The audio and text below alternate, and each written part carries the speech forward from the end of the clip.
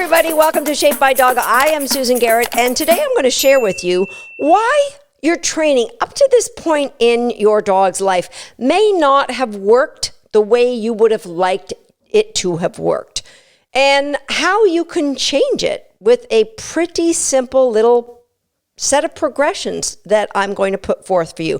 And why do I know this is going to work? Because it's worked for every dog I have ever raised, and rescue dogs as well as puppies that I brought into my home.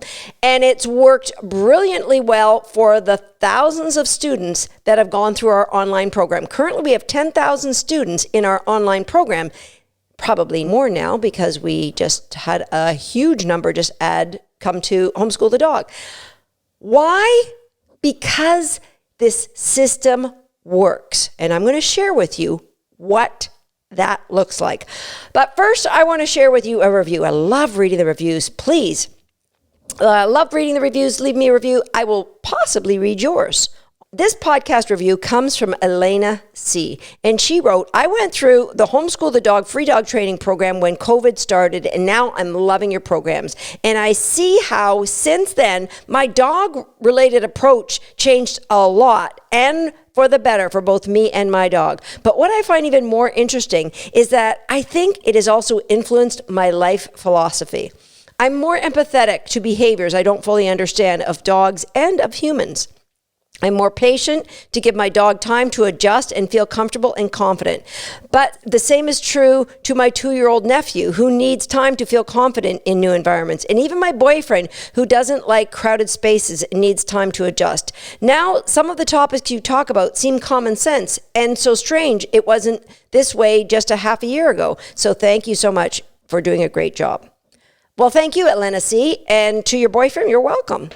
And what I'm talking about are principles of behavior that apply to all animals, right? It's not just dogs. This will work for cats and horses. And guess what? I've trained a lot of different animals. Cows, love cows. I've trained cows. I've trained marine mammals. I digress. Let's get to today's topic. My goal when I am raising a dog is to create positive associations with the things I would like the dog to consider great. And I'd like those positive associations come through me. Now, I look at life quite often through the eyes of my dog. I see dogs walking down the street, and I look at life through their eyes just for that moment or two that they pass me. From the eyes of the dog, I'd like the dog to think that somehow this is all a big coincidence. So I'm actually arranging coincidences for my dog. For example, you go out, the dog's just hanging around going, wow, can't get Netflix. I don't know how to use the remote. What's this garbage can here? And tips it over, and then what a coincidence. There's leftovers in the garbage. And I love leftovers. So that arranging of coincidences for the dog will lead him to try the garbage bin again. Do you see how it works? Now, unfortunately, that positive association doesn't go through you. It goes through you leaving and the dog getting nosy while you're leaving. So what I would like to set up are positive associations through me. I'm going to give you another example. And this one is true life. So a student who came here not too long ago with a new puppy. And the puppy came in on leash, and as the dog was coming through the door, she had her arms full with other things, and the puppy came in on leash, so she couldn't even see what the puppy was doing because she had her arms full with the crate and everything else. And the puppy jumped on an adult dog who was going by, got snarled at, not a positive association. And then when she turned the corner, somebody had an open bowl of dog treats. Puppy grabs his mouth in. Now he's straining at the leash way out ahead of her. Grabs his mouth, dives into she doesn't even know that he's eating them, and I have to bring it to her attention. And so the puppy has learned, okay, run as hard as I can to the end of the leash, and really good things could happen. I could find some really tasty treats. So then she gets herself set up. I explain what we're going to do. I said, we're just going to do a simple recall. And she immediately takes her dog off leash before I could say anything. Now the dog starts sniffing and going around inside the building, and grabs a toy and starts doing loops. So many positive associations, none of them with what you'd want the dog to have positive associations with. The dog is learning, the moment I get free from you, take off and grab what you can find. Oh, here's a toy that I like. Yeah, now let's play keep away. It didn't have to be that way. Imagine if she had come to the class and ideally had a second crate, left her dog in the car, brought her crate in and her treats in and set everything up, had a little chat with me to discuss what we were going to do. And I would have then said, carry your puppy in because there's a lot of activity going on here. Now, I granted some of you have, massively large puppies. Last month I went and talked to somebody in their home with their Great Dane puppy. They aren't carrying that puppy into the building. But in this case, it was a little border collie. Carry your puppy into the building. And then I would like you immediately to start playing a game of tug. So that's the first associations that's easy to create value for something the puppy loves that comes through me. And then our first recall, I would have said, let's just keep him on leash until we can see what kind of focus he has. So it allows you to create positive associations through you. Things that you love in life come through you. Okay, so back to this progression chart. This is a simple progression chart I have probably used for 20 years with my students. It starts with the very first time you start training your dog. And guess what? If you say, oh, Susan, that ship has sailed. My dog's 8 years old and he's learned a lot of things. It doesn't matter. Tomorrow could be your very first time. You could just say, we're starting over. So at the very beginning of training, there are two things that could happen. The correct behavior, what I'd really like to see the dog do, and the incorrect behavior, that what I'd rather the dog not do. Now, unfortunately, a lot of people just think it's a flip of a coin and it's 50-50. It's not that way. Because if my puppy chooses an incorrect behavior, chances are it was a test on my part. I'll get to that in a little bit. Just hold on. All right, so early on, so the first progression is brand new to training. That's, I would say my puppy, who is 11 weeks old now, we are not brand new to training. We are, we've progressed along this chart. But brand new, this is what we did. The correct behavior, what I wanted my dog to see, was extremely easy for my puppy to be correct. I altered the environment so it was almost impossible for her to choose incorrectly. So I might have taken her into my bedroom and fenced off an area with an X pen and gone in there and trained a game like It's Your Choice. So not only are we in a small environment, I may even have had her on a leash, and It's Your Choice. And if you haven't played It's Your Choice, just go to the show notes and we'll send you a link on how to do that. So It's Your Choice, the correct behavior is simple. Just don't jump up at my hand and I'll open it and you can get a cookie. So early on in training, the correct behavior is extremely easy. And what that does is it increases trust between the dog and I. They know the moment they're set foot on the ground to look to me because good things could be happening with me. It increases trust and it starts to pave the way to increase confidence in the dog making choices that leads to their own reinforcement. Okay, so early on, it's extremely easy for them to be successful, and we're establishing a transfer of value. What you find of value, and early on, my puppy might only find food and maybe chasing a toy. They may not even find tugging of value yet, but food and chasing a toy might be the two things that they value. Extremely easy to earn that value. Now, the incorrect behavior, extremely difficult. I mean, it's super hard, but it is never impossible. And that is important the way I train. I always want my puppy or dog to be making a choice. So when I'm playing It's Your Choice, it's not impossible. You can choose to ignore the food. And if you do choose that, then I know I have set you up to fail because I didn't choose a high enough value food, or I didn't choose an environment where you could feel safe enough to play a game with me, or I didn't choose a time when you were hungry rather than satiated. Like maybe I tried to play it right after a meal. So the incorrect behavior early on in my chart, I've got correct behavior, extremely easy, incorrect behavior, extremely difficult, but not impossible because we want the choice. And early on, it would be things like It's Your Choice, it would be tug, it would be crate games where it's super easy for the dog to be successful, but it's not impossible. They still are making choices. Now, as we progress, the stages I'm telling you are early, mid, and very late on in your dog's training. And there isn't like a time, an age.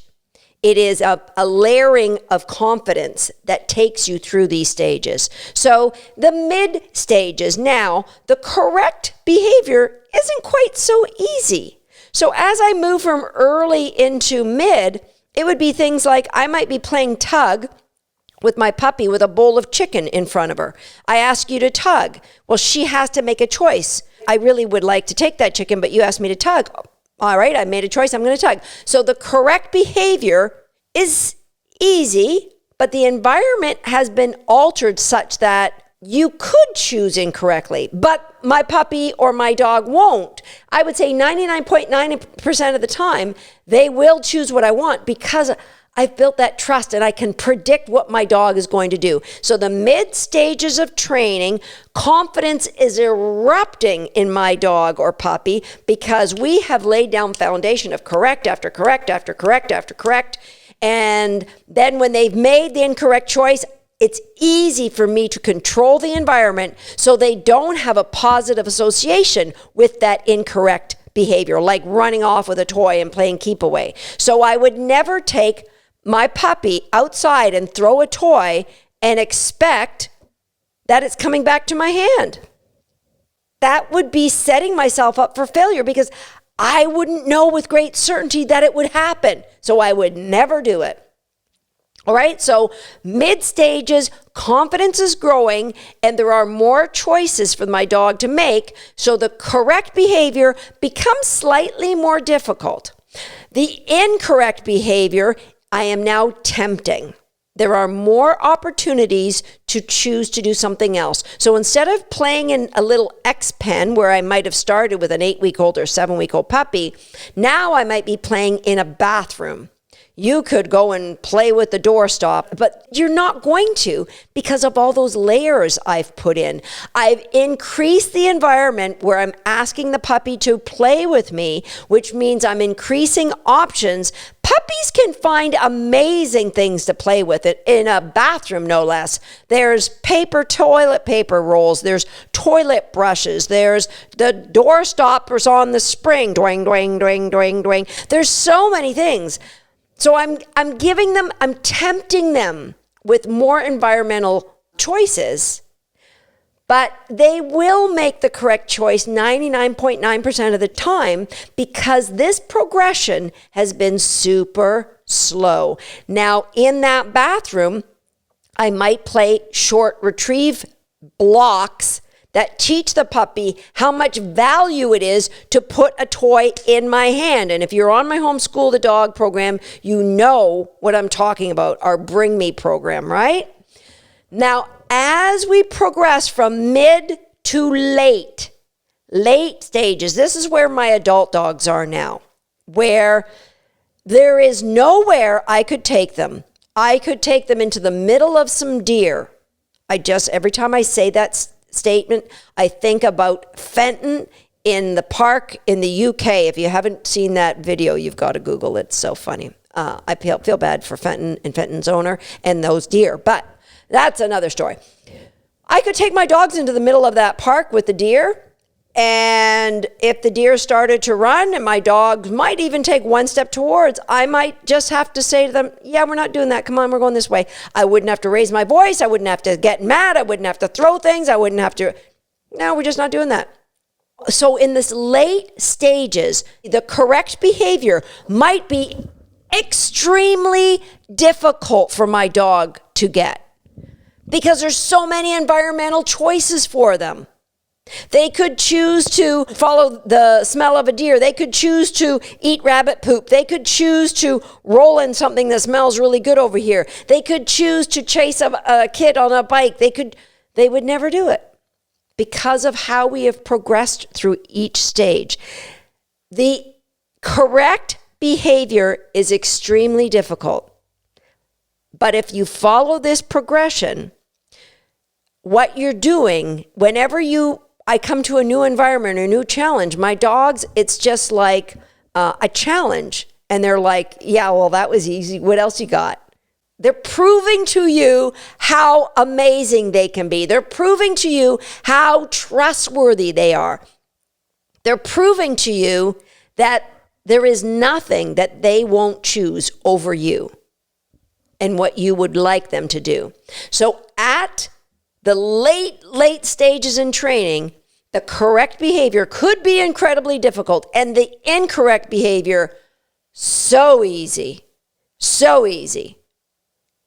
But they're going to choose correctly because you have moved through these progressions super slowly. And that's what my online students, the Homeschool the Dog students and our Recaller students, or even my Handling 360 students, my agility students, we're building understanding, confidence, and trust. So the dogs are like, yeah, I got this, sister. Yeah, you just hold it there. I can do whatever it is you would like me to do. And that's why it seems like there's this magical connection between professional trainers like myself and our dogs, that there's this, mind melt. We're all on the same page. My dogs look at life like I've arranged coincidences for everything. You've got a tug toy? I want a tug toy! And all of the associations that are amazing in their world, all of those positive associations that they got from a puppy, from an adolescent, from an adult dog, all the way up, all of those positive associations came through me. And I made sure that if I couldn't control or wasn't 100% sure of what association would be built, then I just controlled their environment until I evaluated what that would look like. I hope now you have a greater understanding of how to create positive associations through you and start arranging coincidences so your dog is amazed at how things work out when they listen to what you want. But remember, start at the very easy level. Create an environment that is almost impossible for them to fail. And if you haven't done so yet, check out some of our games like It's Your Choice or Crate Games. And these are things that can start arranging coincidences for your dog. I'll see you next time on Shaped by Dog.